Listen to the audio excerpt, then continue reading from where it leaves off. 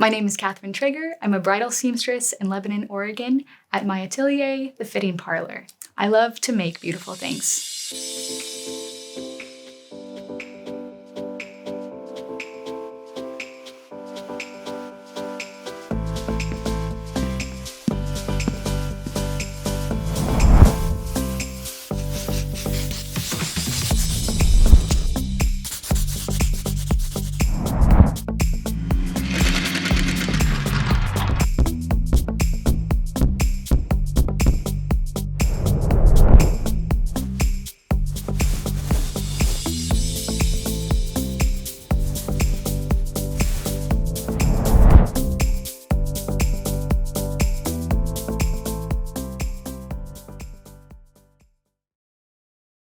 When I first started sewing, it felt like I had all these ideas in my head that were finally going to be released.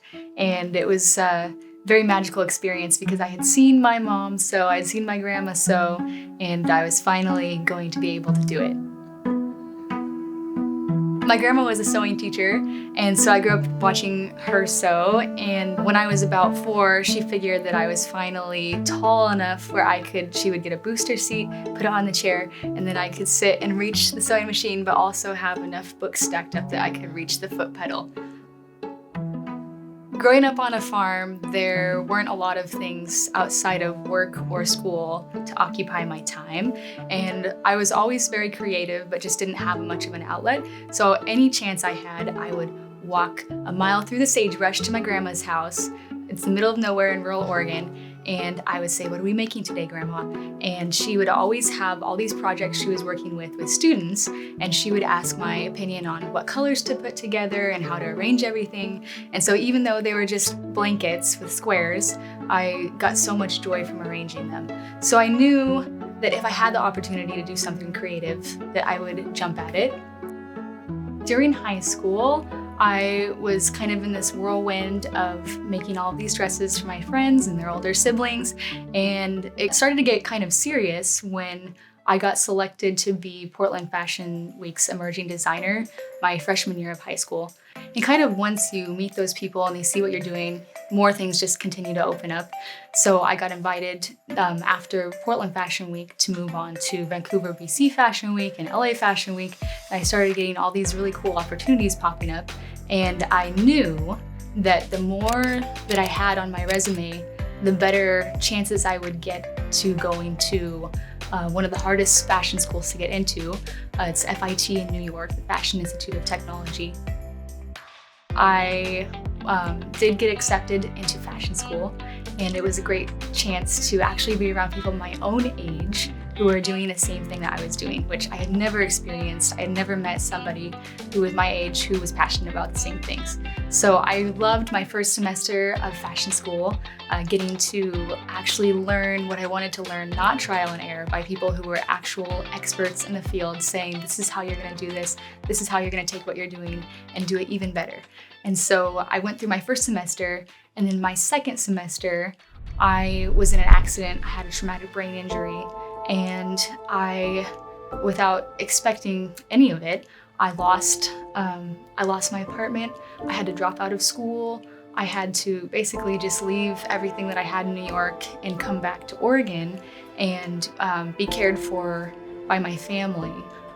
It was a really devastating experience because I was so used to being independent, and I was used to, like, any chance in my life, if there was something that I wanted, I could work hard enough to get it. My doctors basically said about 6 weeks in, they said, you really should be better by now.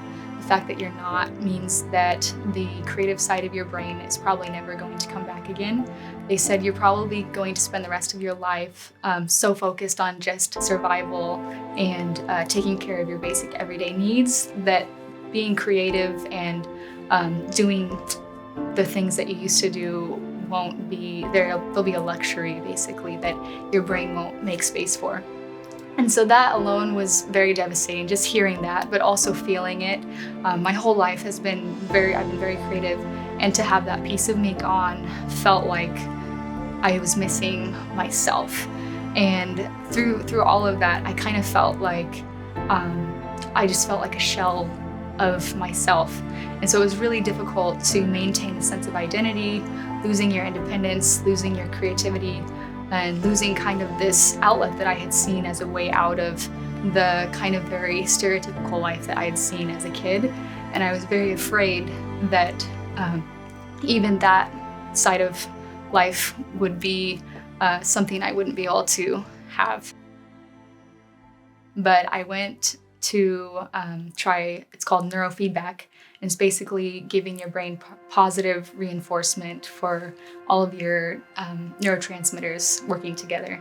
Because when you have a brain injury, your neurotransmitters are trying to do their thing, get together, but there's all these potholes. And when they hit a pothole, your brain gets a negative reward. You get a headache, or you start crying, or you do something socially awkward that just is like, I won't even try anymore. Thanks to my grandparents, I went and met with the doctor, and he said, I think I can help you. I can't guarantee, but I think that this would be a really good fit. And so I went home. I said, there's no way, it's too expensive, but both of my grandpas came together and they had a little meeting together without me even knowing. And they said, are you in? Are you in? Let's pay for this and make it happen. And it really worked for me. I went every day for a year, 5 days a week, which was a huge commitment on my family's part because I still wasn't able to drive. And I am at 5 years now, and I'm at 100% recovery. About 2 years ago, I started working full-time in sewing and alterations and designing again. And in September, I opened my own shop. A huge support through my recovery and through basically every milestone since I was 18 years old has been my husband, Alexander. He showed up all the time. He drove an hour and 40 minutes to just show up for 10 minutes to talk. And that was about all I could handle at that point. And then he would say to my mom, hey, do you want me to pick up groceries? Do you need help taking her to appointments? And I was kind of like, wow, this is not something that any 5-year plan can compete with. So in 2020, I was not fully recovered yet, and he still married me.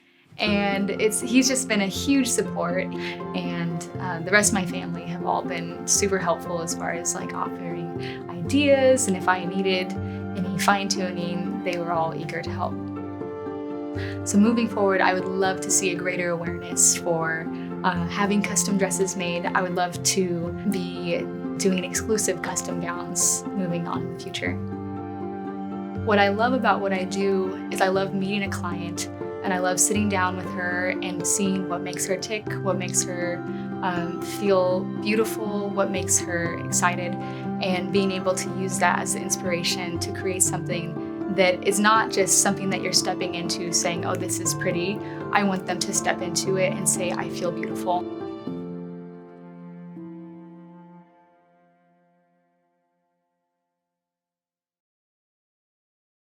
A shorter version of that.